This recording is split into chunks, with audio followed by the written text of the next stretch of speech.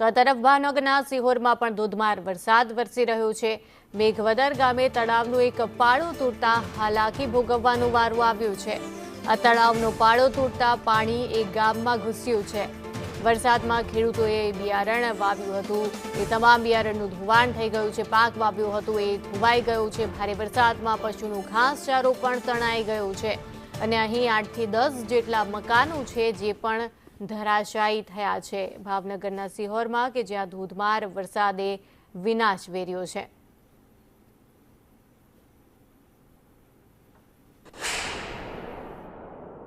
મેઘવદર ગામનો પાળો તૂટવાથી અમારી નિરણ બધી તણાઈ ગઈ છે અને માલઢોરને કાંઈ નિર્વાય નથી રહ્યું।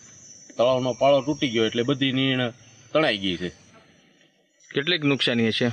નુકસાની 50-60 હજારની તો નિર્ણય કમસે કમ હશે જ તે। તળાવનો પાળો તૂટવાથી ભગીરથસિંહની વાડીમાં પાણી ગયું એટલે પાણી બિયારણની સિંગનું તણાઈ ગયું, માલઢોરની નીણી તણાઈ ગઈ।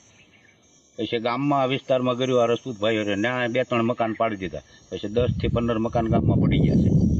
પછી અનાજે અમુક તણાઈ ગયું છે અને એટલી નુકસાની થઈ છે તળાવ તૂટતા પાળો। અમારી વાડીમાં 2 દી પહેલાં સિંગ વાવી હતી, માં ભારે વરસાદ થયો એના કારણે તળાવનો પાળો તૂટ્યો અને પાળાનું બધું પાણી અહીં આવ્યું એટલે અમારી વાડીમાં બધું એક સરખું થઈ ગયું છે। દાણા ને બિયારણ બધું ધોવાઈને વીવી ગયું છે, બહુ નુકસાન થયું છે। અમારું મકાન પડી ગયું છે ને નુકસાની ઘણી થઈ છે।